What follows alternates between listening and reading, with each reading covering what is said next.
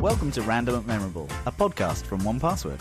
I'm Matt Davey, 1Password's Chief Experience Officer. I'm Sarah, one of the founders at 1Password. I'm Rue, Head of Password Manager Development. I'm Anna, the producer behind the show. And we're the hosts behind Random and Memorable. Together, we offer up bi-weekly security advice, interview special guests from the cybersecurity community, and round up the latest security news in Watchtower Weekly. Plus, we may play a silly security game or two. So sit back and enjoy the show. Last week, the three of us got to see each other in person. It was wild. That was really fun. It was very surreal. Yeah, it was. I think the best part about seeing folks like you guys was like, it's just that it's like no time has passed. You know, like when you have really good friends and you're like, you don't see them for a few years and then you get together and it's like nothing's changed. And it was just so nice to see everybody. I will say, though, I went and I saw Benji and I burst into tears. I don't know why. Aww. But I was just like, I miss you, Benji. So. You didn't cry when you saw me. I got them all out with Benji. Sorry. It was fun to heckle you in person. I cried when I saw you, Rue. Don't worry.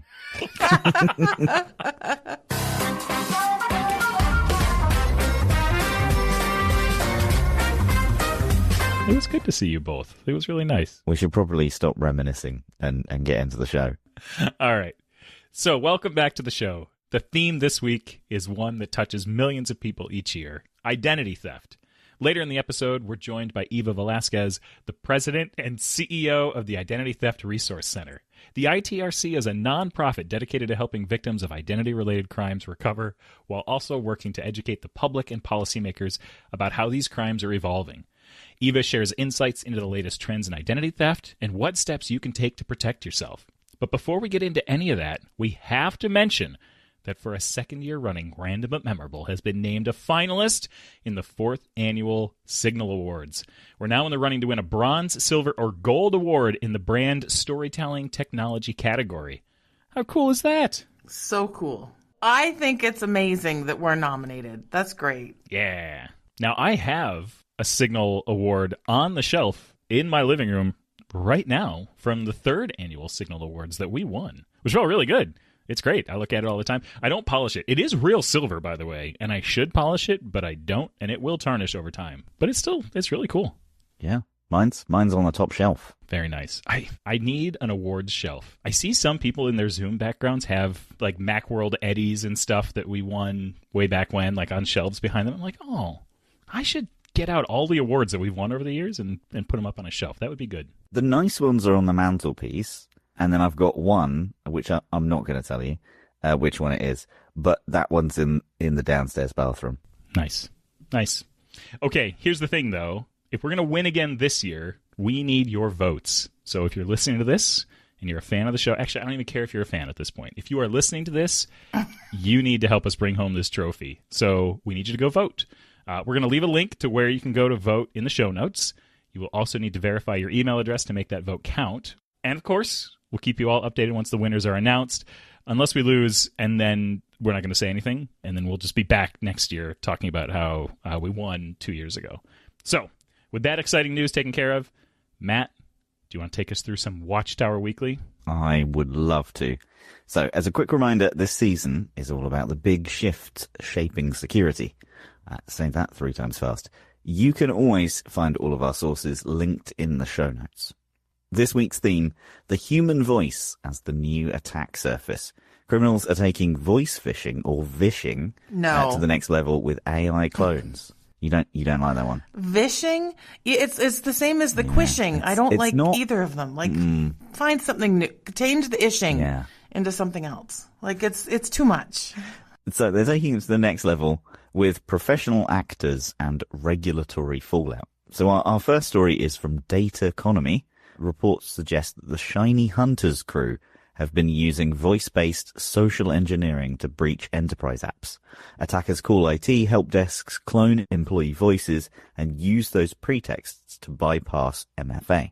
So, Sarah, are help desks becoming one of the weakest links here? I want to say yes, but I don't think it's because of this. Like, if someone were to call me and ask them to reset an account, I might not know what your voice sounds like to begin with. I think the problem is that humans in general don't like to get yelled at, and they don't want to get in trouble. So it's easier for me to let you into the system when I shouldn't because I don't want to get in trouble because I let the CEO get locked out than it is for me to say, I don't believe you're the CEO. I'm not letting you in, and then hang up the call and then find out, like, if I was right, yay, gold star. If I was wrong, I'm going to end up fired. And I think that's the hesitation on the help desk side. It's always easier to say yes and just placate the person because there's this whole customer is always right. Like, make sure they always feel like they're the most important person. Like, I think that to me is where the help desk weakness is, not so much in the fact that sophisticated voice actors are going to, like, oh no, it's Sarah on the voice actor. Like, I don't think that's what's going to get us. It's the fear that people have of how do I keep my job? Yeah. And I think like this is probably still quite a rare occurrence, I'm going to say. With the voice stuff, I would think so. Yeah. You're exactly right. I wouldn't recognize an individual person like that. I think trying to get someone to bypass like that is very niche. But another report, and this one's from GK8, that says cybercriminals are hiring professional callers to impersonate insiders and target high-value crypto executives. Who are high-value crypto executives? That's what I have to ask. But these aren't generic spam calls. They're backed by curated database and sometimes even deepfakes, with callers earning up to $20,000 a month. This one seems odd to me in the world of all of the AI voices and all of that. This seems like someone's trying to post a job ad by saying you could earn up to, like, it feels like a scammy job ad and not like reality. I don't think that that's the case, but I do think there is a very sophisticated network of criminals trying to gain access to things that will use all sorts of information that they have, and they will come at it and try to find that weakest link. But I'd be surprised if someone saw a job ad saying earn up to $20,000 from home, click here. Like, it just feels very scammy. That is very true. It does feel like one of those things. There are actually several recent reports from South Korea where the scale of voice phishing scams is staggering. Chosun Daily, South Korea's national paper of record, reports that South Korean citizens collectively lost $470 million USD to voice phishing scams in just the first half of 2025. As a response, lawmakers have introduced new laws requiring banks to reimburse scam victims, similar to Singapore's approach. The idea is to shift the liability so that banks have a strong incentive to build better defenses, like AI-driven monitoring of calls. The thing that came into the UK not so long ago was when you move money from one account to the other, the banks are liable to make sure that you know it's a real thing. I think that's true. Mm-hmm. Email if not, please. But essentially what the banks did in order to make you understand that they don't want to be liable for this cost is that you have to tick, yes, I understand what a fake could be looking like every time you move money. But the ridiculous thing is, because they do it so much, if you move money between accounts every month, you have to tick this thing every time. It's just, I'm numb to it now. I'm not really checking the things that it's telling me to, because it's telling me to do it every time. So I think like all of these new laws and things that try and push companies to do this is a good direction. Mm-hmm. But I feel like our answer to it sometimes is, make the user tick a box every time. And it's just really tricky. I think that's the part that's kind of missing for me in this. Like, I'm not understanding really, like, so if someone calls up, pretends to be me, gets access to a password, like, it sounds like the grandparent scams where they call and they're pretending they're their grandkid in jail and they need to wire money. And that's where it's like reminding people about that kind of stuff. But it's kind of got to be on everyone. But also, at some point there has to be a little bit of that personal liability. But I'm not understanding $470 million in the first half of 2025 to me seems like it's a bunch of little stuff. Like, I don't know how you'd get a big amount of money in one thing. Like, it sounds like penny rounding schemes kind of thing. Yeah. I don't think I could do voice recognition for 2FA. I wouldn't trust that. I'm not sure I sound the same twice. I know I don't. The kids are very much like, uh-oh, she's got that voice on. She's using her voice. Now's the time to take action. Run. I do have to do the film a video and say 6 words a couple of times. Have you ever had to do that? I've had to do that for a bank a few times. I had to do it when changing phones and installing my new banking app on the new phone. And they were like, don't worry about what you look like. I was like, you haven't seen me first thing in the morning. Like, and then I had to read out 5 numbers, and then it was so quick that it was like, okay, this is all right. That they must have been doing some sort of AI stuff to it, or like comparative against something that I'd done before. So I found that quite interesting. Just to install the app, like that was it. Yeah. Anyway, so there's 3 takeaways for listeners from all of these stories, really. MFA makes voice an active intrusion path, and you should treat phone workflows like authentication services. And bespoke targeting is rising. If you're in a high-risk role, you do need extra protection. And policy is shifting. Expect more AI call screening and liability debates worldwide. And if you work for a big company and you do just one thing this week, require phishing-resistant MFA and kill voice-based MFA for privileged accounts. Or just for everyone, because I don't even think it's that useful. You know what would have been really fun would have been for Anna to have done this entire segment with deepfakes of the 3 of us. That would have been great.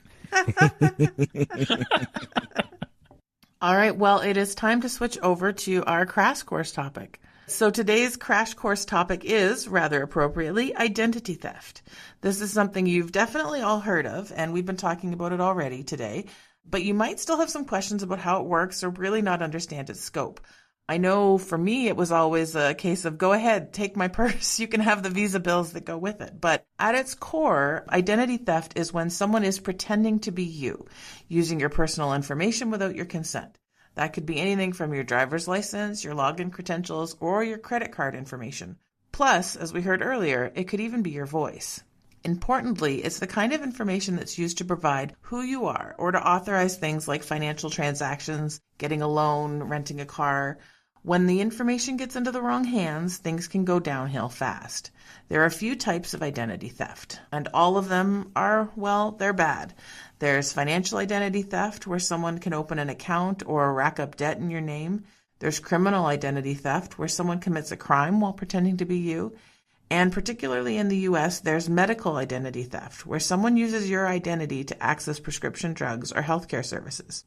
You can probably imagine how stressful and violating this can feel. And sometimes all it takes is one successful scam to set off an entire chain reaction. Matt, can you walk us through what that could look like? Of course. So, let's say someone calls you. They're pretending to be from your bank. They sound official.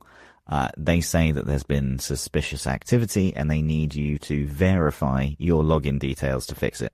If you give them that information, please don't, they now have access to your account. From there, it can spiral. Maybe they move your money. Maybe that bank account was also your recovery email for another service like your tax portal. Now they're filing a false return in your name and claiming a refund. Sometimes it isn't actually as like blatant as that. They don't ask for your login details. They will give you a web address of like, please verify something here.com. And then when you log into that website, they take the details, and there might even be an MFA prompt there that they kind of push. Then you put in your MFA details and they take that too. So always be careful about that type of thing as well. And that's the scary part. Identity theft compounds. One point of access opens the door to others. So how do you protect yourself? Well, don't overshare personal details like your birth date, your social security, or your national insurance number, or obviously your passwords. Set up a login alert and use multi-factor authentication. I would add to this, of course, set up a password manager. One of the things that 1Password does a bit silently, but I think we're planning to make it louder, is we don't fill on websites that aren't linked to the URL itself. So if it doesn't fill, ask yourself, okay, is this the real website? And it's not paranoia. It is about making yourself harder to impersonate. Anytime I have had to interact with a bank or a financial institution via phone, there's just this low murmur of anxiety around it. Am I talking to the right person?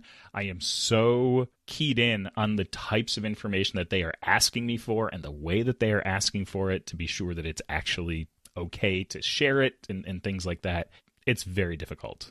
I think the trick is, though, with all of the scams and all of this kind of stuff is that for people out there, when you want to verify something, it's the little stuff where it's someone calls and they're pretending to be your kid or your mom or a friend, and they're like, oh, hey, can you quickly, share this information with me? Or, oh, what's the code for the garage door again? Really wondering, is this the person I'm talking to? How do I know this is the person I'm talking to? If one of my kids were to call and ask me that, I'd be like, why are you calling and not texting? I don't believe it's you. So it's just really second guessing yourself, and it's just trying to remind yourself, why is this the case and how do I keep myself secure? If I don't answer this question immediately and I hang up and call the bank back, is something going to happen? On a scale of 1 to dead, how bad is ignoring this request right now?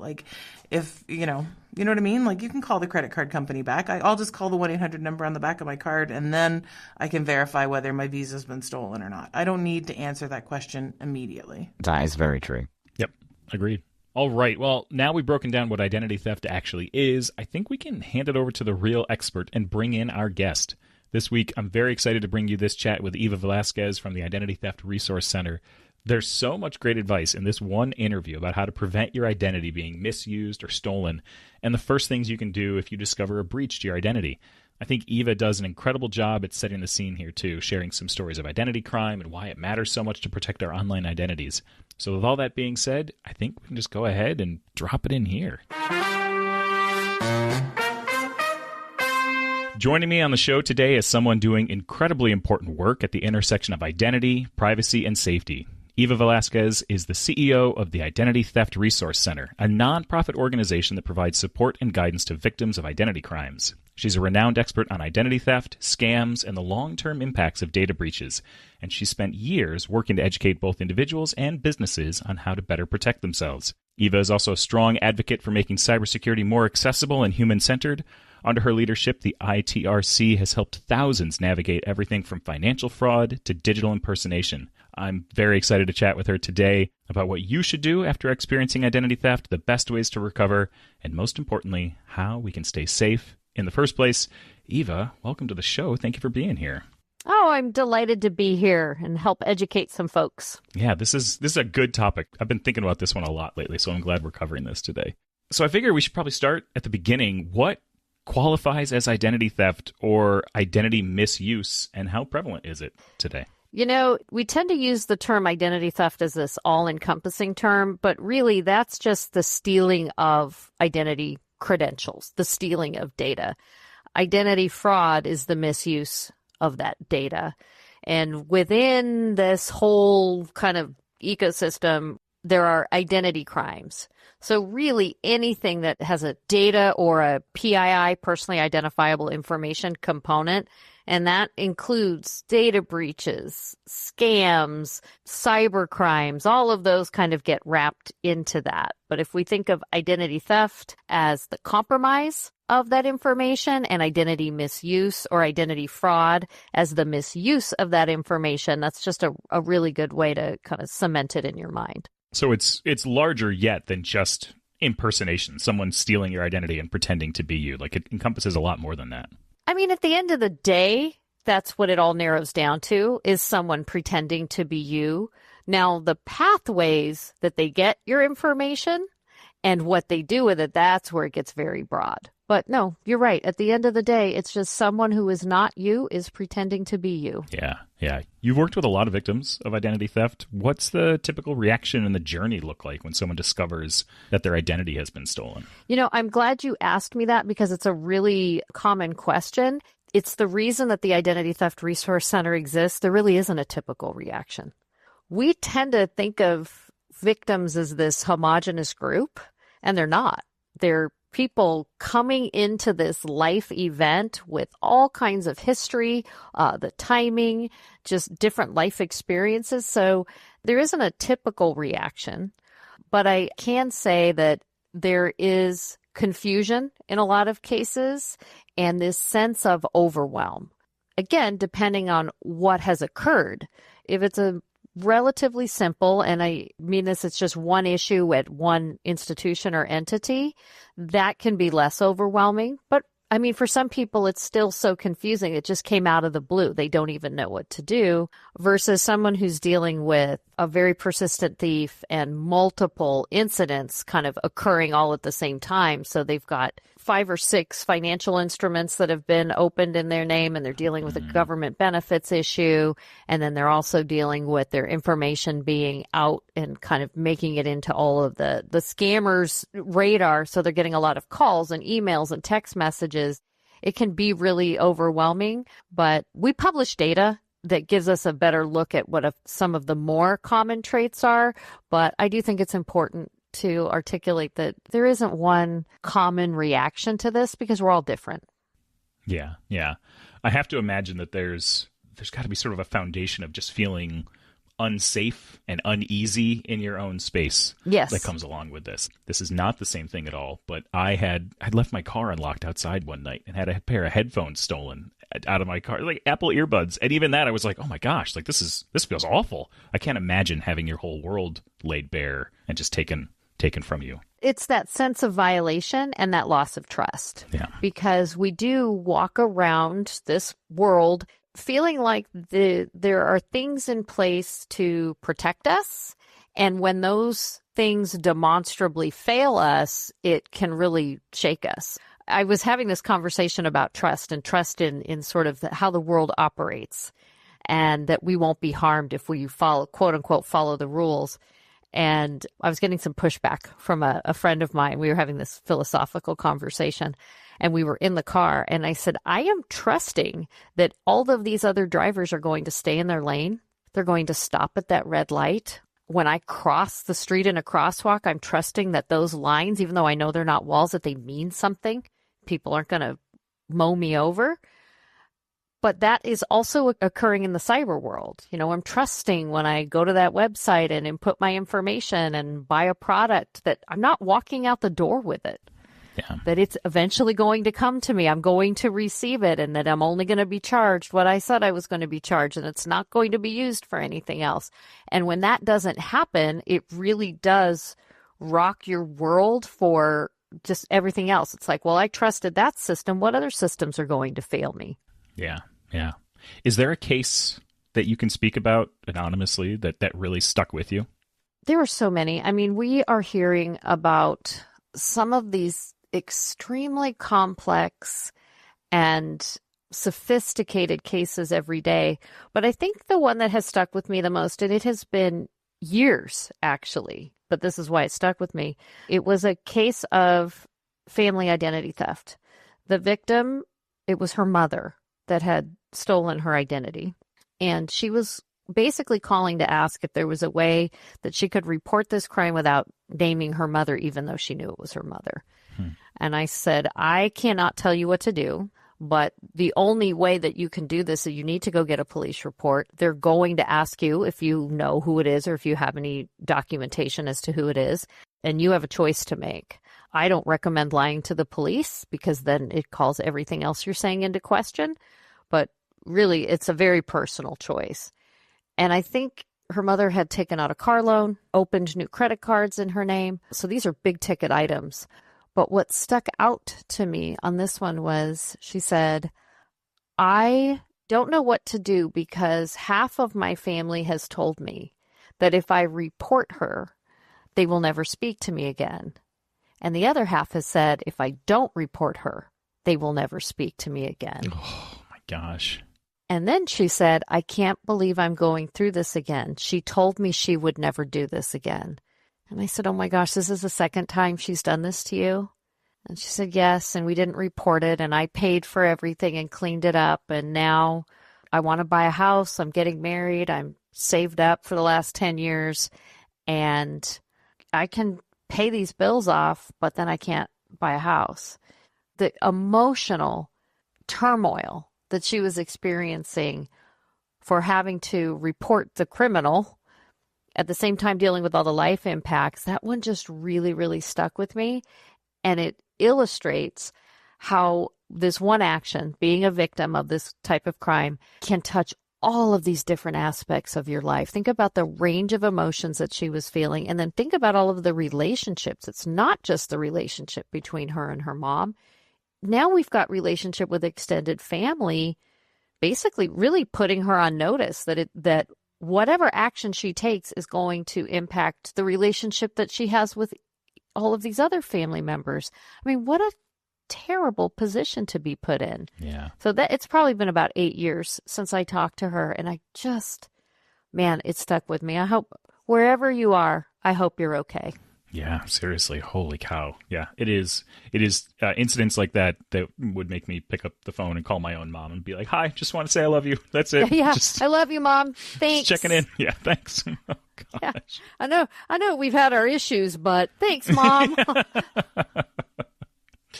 Oh my gosh.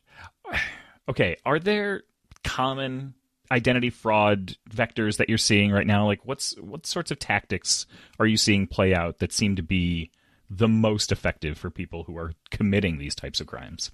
Well, I'll start with, there's different stages to these types of crimes. And the first one is you have to have the data, right? You have to have the credentials, the data, the information about the other person. And so that's the compromise piece. And really the number one way that we're seeing data being compromised is either self-compromise through scams or data breaches. For the folks listening who don't know, ITRC has been capturing information on publicly reported data breaches since 2005. And we share that information, we publish a report, we keep that database maintained so that we can track these trends. So we have a lot of experience looking at data breaches.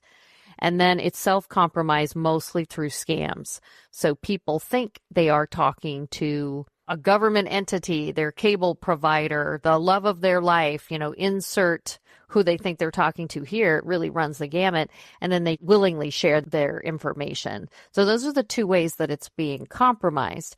And then for misuse, we're seeing more misuse than compromise this year, and the people that are contacting us, they need help actually with recovering an identity fraud case. And we're seeing mostly more account takeover in the financial systems. So that's existing accounts that a thief is then somehow getting control of. It can really be anything from checking account, a credit card, but it can also be things like your email, your social media accounts. And then we're seeing a smaller number, but very close in new account creation. So they have your data and they are opening new credit cards or new bank accounts in your name. That's most of what we're seeing, followed by government benefits. So things like unemployment benefits, SNAP benefits. It's not tax time yet, so we'll see a big spike in that next year. We'll see big swings, but it's not like there is one single issue or pathway that is just, far above all of the other ones. There's so many different vulnerable pathways, and we see all of them. So if you looked at our data and our statistics, you don't see like 3 big ones and nothing else. You see this line of, 20 possible things for each pathway, because the thieves have gotten so sophisticated, and there just are so many vulnerabilities, pathways, and tools that they can use to exploit those vulnerabilities. Yeah. What's the first thing someone should do if they think they've been compromised or they know that they've been compromised? The challenge with that is that, as I just said, these things are so different, but there is actually one universal thing that I tell people, and that is get prepared. Get your documentation together before you take a next step, because you're going to need it. And that is, if it's a scam, get the documentation of the conversations, whether that's screenshots of text messages or an email trail, writing down the URLs, the pathway, get all of that supporting documentation together, because then that's going to help in the next steps. And then as far as the next steps, that is really dependent on what happened. And it's why places like the Identity Theft Resource Center exist, because it's not this one size fits all. Depending on what the issue is, it's a very different proposition if someone is misusing your social security number and opening new lines of credit in your name versus someone has taken over an account or it's been exposed and you need to, update your username and your password. Depending on where it's happening, that's the order of the steps that you need to take. They're all different. Are there instances where you get the police involved? Do you ever take these types of things to the police? Well, a police report is often necessary. The vast majority of people who are dealing with an actual misuse case will need that police report because you have to demonstrate that you're the victim of a crime before all of those consumer protection laws will kick in. Okay. You can also go to the Federal Trade Commission and get that FTC identity theft affidavit from idtheft.gov, with the caveat that not all institutions and not all government entities will actually take that as proof of victimization. So most of the time you're going to need a police report. Now, that doesn't mean that the police are going to be able to investigate this and catch the bad guy. Right. I think that's really important to manage people's expectations there.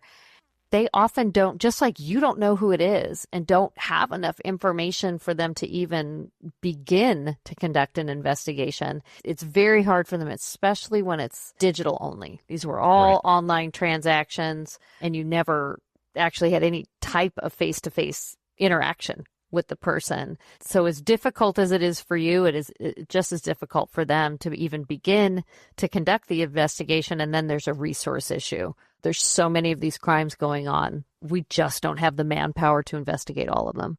Are there any people that you shouldn't tell? Is this like how, once you've discovered that something has happened, how important is it to sort of like keep it to yourself and the authorities? Well, I think that's a deeply personal question. I think it depends very much on the situation. So if the perpetrator is, say, a family member, you may not want to share with them that you know. Doesn't mean you can't share that with the police if you choose to, but that's really going to be up to you. The more concerning thing to me would be to confront a thief. And we've seen some instances of that when people have somehow gotten an alert or something and they know, oh, the thief is at this bank right now. I understand the desire to go confront that person for violating you and using your identity, but I would strongly, strongly, strongly advise against that. You don't know what people will do when backed in a corner, and you could be physically harmed. So you're adding the emotional harm and the threat to your identity, and now you're adding a physical threat to that. So I would advise people not to confront or try to go after the thief. Just like if your purse is stolen or your wallet is stolen and all of a sudden you find it, do you really want to confront that person? That's dangerous. Yeah, for sure. Are there any common hurdles that can slow down recovery after people discover that they're a victim? The most common one really is overwhelm and feeling like, okay, there are 20 things that I have to do and I don't know how I'm going to get through them all. And so there's this inertia of, I just don't know where to start, so I'm not going to start at all. Of course, we try to address that because with us, when you call us, you are assigned a case manager. And while they're going to give you that recovery plan in its entirety, we'll let you know, hey, let's just do one step. Let's just try one thing today. Go get that police report. Freeze your credit, make that one phone call to that institution or that organization or that business. And that seems to be the biggest one for misuse. Now, when it comes to compromise, I would say the other biggest one, especially when you're dealing with things like relationship or romance scams, is actually understanding that you're a victim of a scam in the first place. That's a big hurdle. And we definitely more often we're talking to family members and loved ones of someone who's being victimized, and they're going, they won't believe me that this isn't real. How do I help them understand that this isn't real? And you can't start recovering from that until there's an acknowledgement that this has happened. Right. You talked about you don't recommend going out and confronting someone who has done this. What about situations where the criminals might have reached out to you and they're contacting you for whatever reason? How do those situations get handled? Well, in the scam world, that's what the vast majority of this is people reaching in. You get an unsolicited contact, whether it's a phone call, an email, a text message, a social media direct message. So if you don't actually know who is on the other end of that communication, and I always encourage people go to the source. Verify outside of the platform that you were contacted on. So if you got a text message, try to find a way to get in touch with that person via phone, not the phone number that popped up on your text messages, but outside of that channel. Now, it's more common with businesses to get things like ransomware demand. We've installed some kind of malicious software in your system, and if you want us to remove it or you want to get your data back, you need to pay us. We certainly have heard, especially on social media, from people who've had their social media accounts taken over, that the thief will then contact them and say, pay me and I'll give you access to your account back or control of your account back. There was a spate, especially with crypto investments, of the ransom being, make a video saying that you had this great success in investing crypto and to go here and then I'll give you your account back. And people would do it thinking that would work. But all the thief did was then take that video that's really of the real person saying that this was great and it was a success. And then they would just post it on their social media channel that they have control of, and they never got the account back. So I always encourage people, especially when it's not a business consideration, that it's very likely that even if you were to pay the ransom or meet the demands, whatever they are, you're not getting control of that account back. There's no honor among thieves. Yeah. Oh gosh. Okay. This is a deep topic. Like it's hard to talk about this stuff. Like it's hard to talk about like all the different facets of it and all the different forms it can take. I can't even imagine running the ITRC and like having all of this sort of under your purview. It takes decades. When you said, okay, she's talked to thousands of people, I've talked to tens of thousands of people. It actually takes a long, long time to wrap your head around all of the possibilities and tentacles. And then when we start adding identity on top of that, it really is the thread that is through so many interactions and transactions in our lives. And it keeps getting bigger. This identity, digital identity particularly, but even in the real world that I have in the last 15 years, there were some core pieces: my social security number, my driver's license number, my passport number, some of the documents, my date of birth, the static data that was like, okay, that's an identity. Well, as we started getting more online accounts and creating usernames and passwords for ourselves and all of these email accounts and now social media accounts, the notion of your identity has expanded exponentially, and it's continuing to expand. Every day we recreate more data about ourselves and more data about us is being tracked. I mean, it's everywhere and it's in all facets of our lives. Just think about that the next time you book a rideshare. Yeah.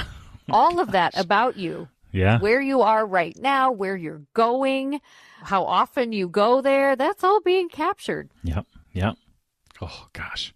And I'm not against rideshare. I'm not saying this to make people paranoid or afraid or saying disengage from the digital world and the digital economy. I'm just saying be aware of that as you're, moving through your life. Yeah.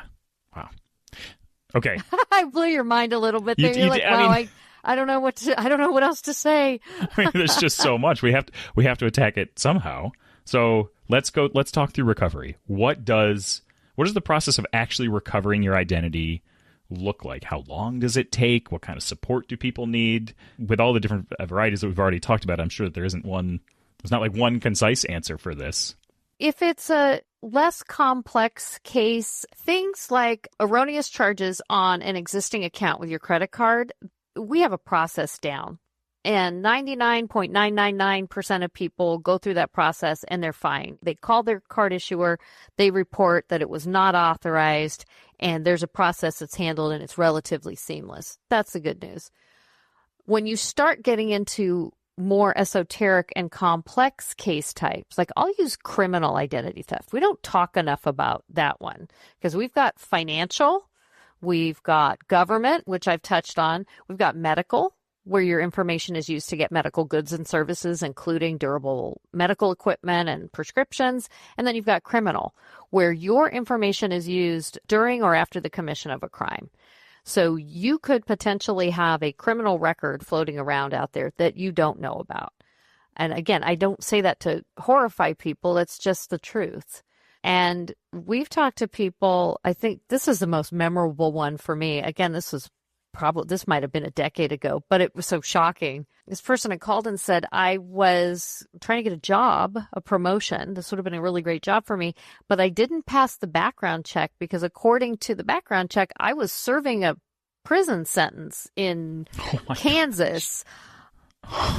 I live in North Dakota. I've never even been to the state of Kansas, but someone is there serving a prison sentence under my name with my social security number using my date of birth. Wow. And when it comes to criminal, there aren't very well-designed, well-honed processes in place.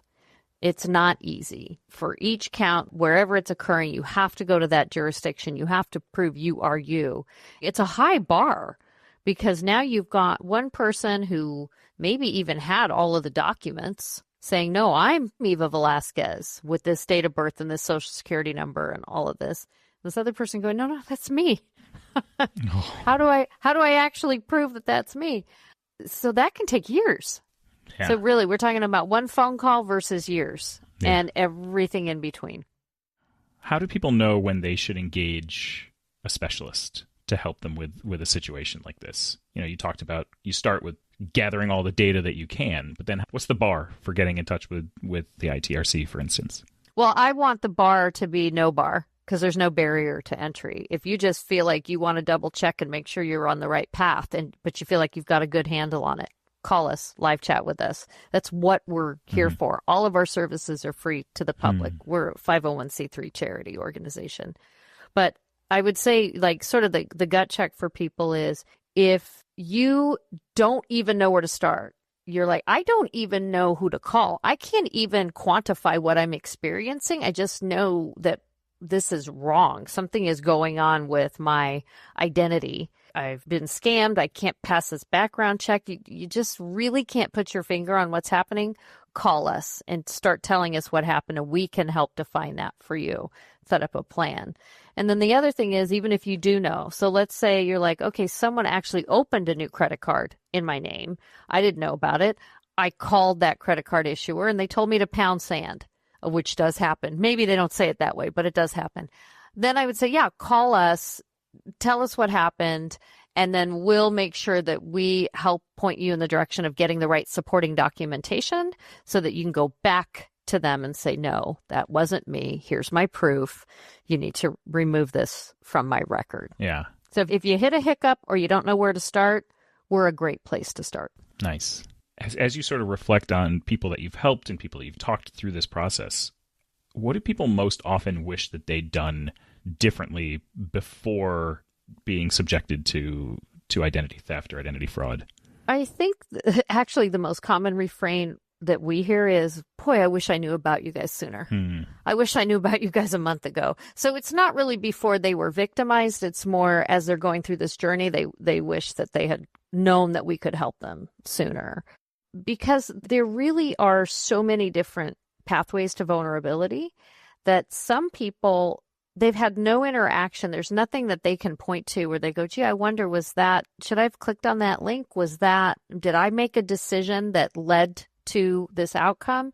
And then other people are like, I just woke up one morning and tried to refi my house and got told that I have all these delinquent accounts that I wasn't aware of, or I filled out my FOSFA because I wanted to go to college. I'm 17 and I learned that I have a credit history that started when I was 5. Clearly wasn't me. They had no idea. So they obviously wish they knew about it sooner, but this was all done without their knowledge. And then, of course, there are the people who maybe there was a decision that they made and they regret that decision. And I really, really want to make sure this message is heard. And that is that the bad actors are extremely sophisticated. And I don't want people to feel shame or embarrassment. This isn't about being gullible, that you didn't fall for this, you weren't duped. You were lied to, and you believed that. What adult has not had that experience? Yeah. I have believed lies that I have been told. It's part of the human experience. So I really don't want people to engage in self-blame. And because we're just being bombarded with all of this information, it's really hard to keep up. oh, I got that one phishing email that I thought was legitimate and I clicked on the link because it looked like something I was expecting. Please don't beat yourself up about that. Just say, okay, I need to get this handled. Contact the ITRC, get some help. We'll be happy to help you, but you don't need to blame yourself and really get down on yourself, which we hear a lot of people do, unfortunately, because it's just, again, it's just really challenging out there. And the thieves are a crafty lot. This is all they're doing is finding ways to lie to us and to make that lie be very, very believable. And this was also helpful, I think, for the people listening, that you may be listening and going, well, that would never happen to me. Yeah. They're not, oh, Eva's not talking about me. She's talking about other people. No. We're all vulnerable, just differently. Yeah. Are there any options for being proactive in this space, outside of being lied to and falling for phishing scams and things like that? What options do people have to be proactive about monitoring if they are also in a penitentiary in Kansas, for instance? Like, how can people find this stuff out before they have to react to it? Well, there are so many ways to reduce your risk surface. And that's really how you have to think of this. You have to keep in mind, you can really not reduce your risk surface to zero, not in any facet of your life, right? And I think we know this in the real world. I'm going to go out for a run. I can't guarantee that I'm going to do absolutely everything to not get injured. It could happen. But there's a lot of things that I can do to try to prevent that and reduce my risk of having that happen. And that's the same mindset you can adopt when it comes to things like identity hygiene and good cyber hygiene. So I tell people some of the most powerful things you can do: freeze your credit. Just freeze your credit. If you think your social security number has not been compromised in a data breach, I'm sorry to disabuse you of that notion, but it has. Okay, look, everybody's social security number has been compromised. They're not even that expensive on the dark web. I mean, they're BOGOs. They give them away with other parts of data. So freeze your credit. It's tedious, but it's not that hard, and it works very well. It's very different from 10 years ago when it's clunky and wonky and you couldn't thaw it if you needed to use it. It works very well. We have information, step-by-step guides on our website for anybody that's interested in doing that. And you can do it for your kids and dependent adults. Oh, nice. Oh, I hadn't considered that. You can do it for other family members. We had a staff person that for her birthday, she decided she didn't want any gifts. She had a party at her house. She set up her computer and said, everybody's freezing their credit. That's your gift to me. You're all freezing your credit. I loved it. I was like, oh, you're such an evangelist. So it is one of the most robust, proactive consumer protection steps that you can take. The other thing I encourage people to do is upgrade their password game. If you're still using the same easy password over multiple accounts, you really are amplifying your risk. So use a unique password across all of your different accounts. And then better yet, use passkeys. Oh, yeah. If they're available, use a passkey. They're intuitive. Even if you're going, I don't know what a passkey is, you'll see the little key on your device. Just say yes. Yeah. And it'll walk you through the steps. That's the great thing about that piece of technology, is that it's very intuitive and easy to use. You really don't have to remember anything. And then the last thing I tell people is to enable MFA. Use multi-factor authentication on all of your accounts. Your bank mandates it. Your healthcare portal usually mandates it. But even the accounts that don't, it's almost always an option. So turn that option on and use it. It's going to add 3 to 5 seconds to your login experience. I know. But it's, again, keeping you safer and reducing your risk. And then we have all kinds of other tips about how you can add these things to your life and make them a practice, so that it's all of these little things that add up to something meaningful, just like your physical hygiene. You wouldn't go into a doctor's office and go, Doc, what's the one thing I can do to stay healthy? Right. The doctor's not going to tell you, oh, just brush your teeth, or just get enough sleep and don't do anything else. Yeah. They're going to give you a list of things, right? And tell you to do them most of the time. Eat right, get enough sleep, wash your face, wash your hair, take your vitamins, exercise, all of these things. And if you do them most of the time, they add up, they're a practice and they add up to something meaningful. And that's how I'd like people to wrap their head around identity and cyber hygiene. Yeah, nice. Yeah. I want to talk about AI for a minute. How has the ITRC's approach, guidance, education had to evolve in the face of large language models and AI? Well, we're still evolving.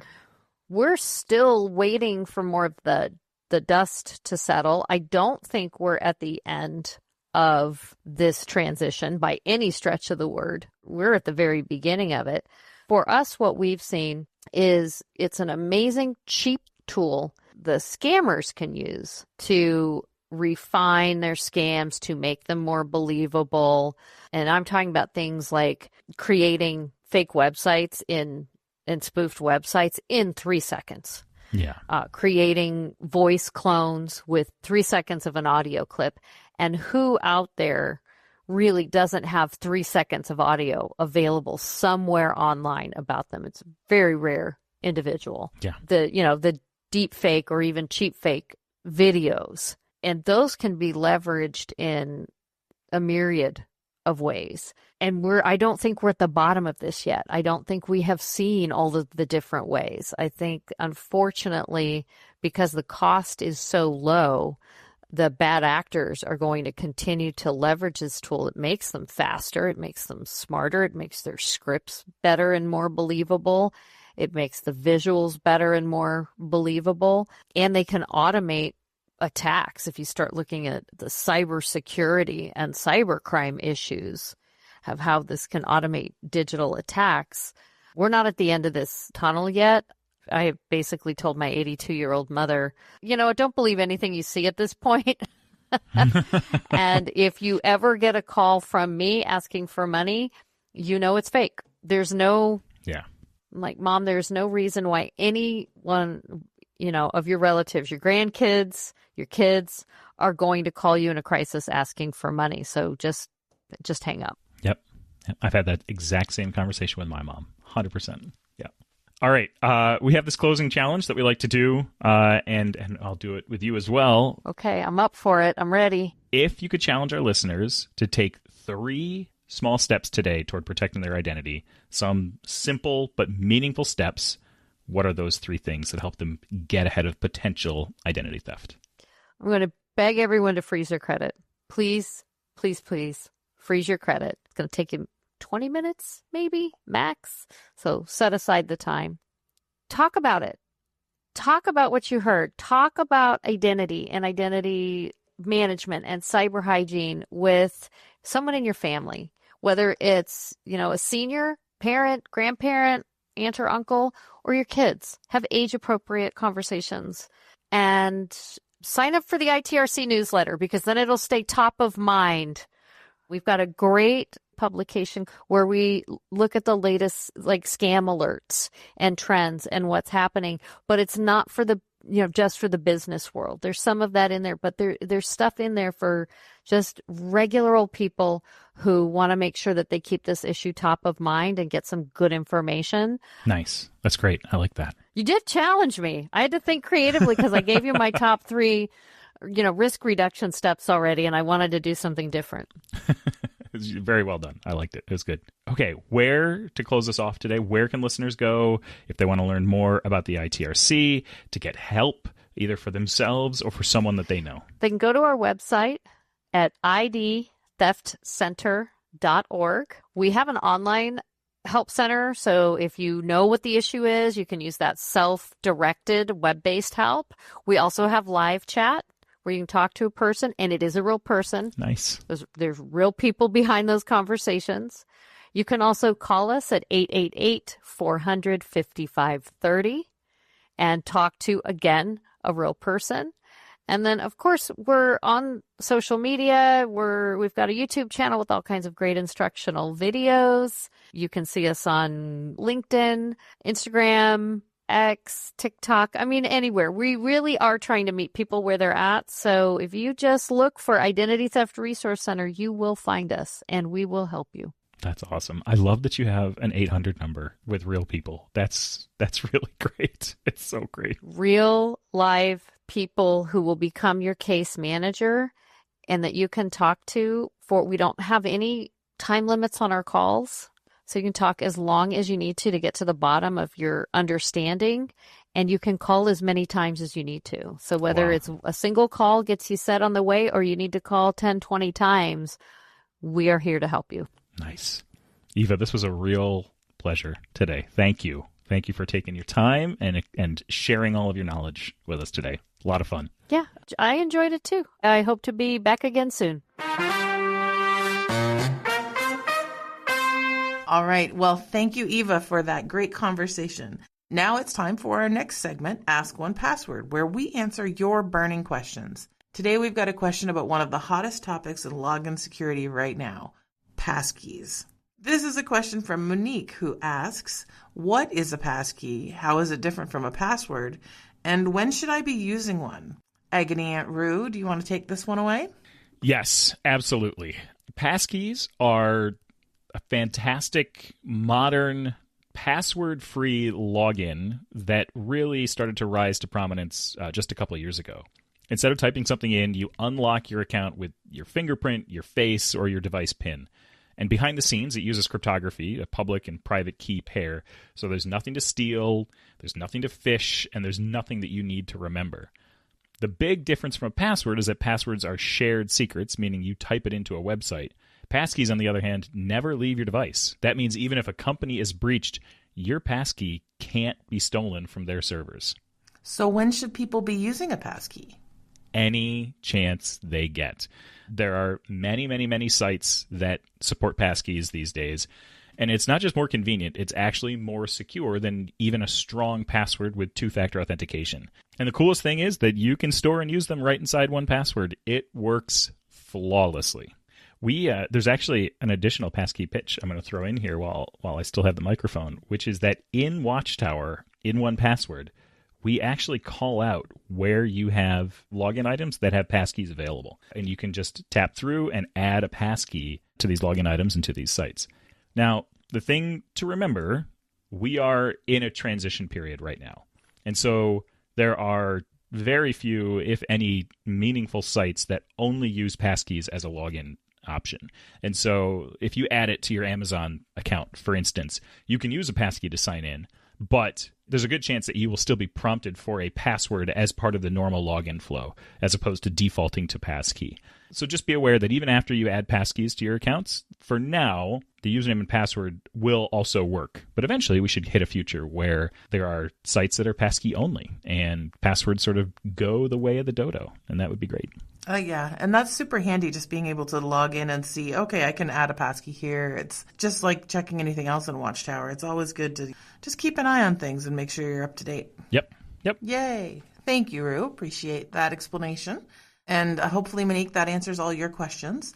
If you have any more, or if someone else out in the audience has a question, feel free to send us your voice notes or emails over to podcast@onepassword.com, or leave us a comment in the community forum or over on YouTube. We love hearing from you, so please keep the questions flowing.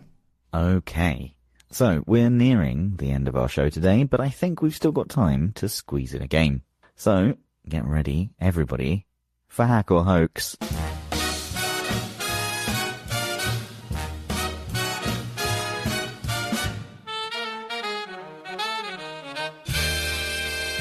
Alright, so here is a quick refresher on how Hack or Hoax works. Each episode, we bring you a strange but possibly true tale from the world of cybersecurity. It could be an actual hack pulled straight from the headlines, or it might be something that one of us imagined during a fever dream.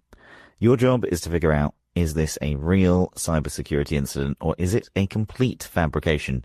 Is it a hack, or is it a hoax? So, here we go.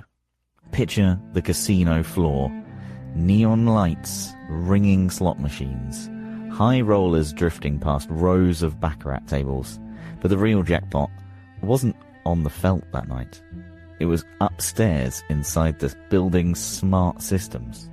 Attackers found their way in through the most unassuming of back doors, the Wi-Fi connected thermostat of a lobby fish tank aquarium. It was designed to keep rare tropical fish alive, not defend against intrusion. But that thermostat was linked to the casino's internal network, and once compromised, became a perfect pivot point. From there, the attackers crept into the database and tracked VIP guests, then quietly siphoned out their names, contact details, and high-stakes gambling habits, data that is prized by anyone running scams or rival casinos looking to lure whales away. Security teams eventually spotted the exfiltration, but then it was too late. The attackers already funneled the stolen data out through the thermostat's tiny data channel, trickling it past firewalls like a slow drip of warm water. One fish tank, one thermostat, one breach that showed that a single connected gadget could unravel the defenses of a multi-million-dollar casino. So, was this a hack, or was this story a hoax? These are so good. They're so good. I know. They're frustratingly good. This is a hoax. This did not actually happen. And I'm bracing for impact as I say that, because I want these to be true. Like they're all so good. I want them to be true. I genuinely think this one is a hoax. Okay. I gotta go hoax too. Just because I think they could get on the Wi-Fi network, and I think there's so much that could be true here, but I don't think they could get the files. Like, I would think the files would be protected somewhere, and it's so close to being right. Like, it's so close. I'm so happy. Oh no, is it real? This really happened. It is a hack. Damn it. Oh, I'm so annoyed. It was reported by Darktrace in 2017, and it was a Forbes article as well. I'm so annoyed. I'm so annoyed that this is real. See, I feel like they could have got onto the wireless network, and they could have been like patched into the security cameras maybe, or they could have opened door codes, but like getting into a database and taking that information is where it lost it for me. Everything else, I was there. Oh, gosh. Dang. And the article's 8 years old as well. It's kind of wild. I can't be expected to remember something from 8 years ago, okay? I can't. We probably covered it on the podcast 8 years ago. Oh, God. Were we doing this 8 years ago? I don't know. Oh, gosh. That's really good. That is very good. Okay, well, thank you both, as always, for a fun episode, and to Eva for coming on the show. And remember, if you want to discuss anything from the show, you can head over to onepassword.community or subscribe to the Random But Memorable YouTube channel, where you can comment on any of our episodes. I guess there's nothing left to say, but love you. Bye-bye. Love you, bye. Love you, bye. Thank you so much for tuning in this week. If you're enjoying the show, we'd love it if you could subscribe to the podcast on Apple Podcasts, Spotify, or wherever you listen to your podcasts. You can also leave us a rating or review. It's one of the best ways to support Random But Memorable, and we always love reading your feedback. We're also a community-led podcast, so if you have any questions for us, topic requests, or even guests you'd like to hear from, please send us an email at podcast@onepassword.com. We read all of your comments and look forward to hearing from you. We hope you'll join us for the next episode with plenty more random moments in the wide world of cybersecurity.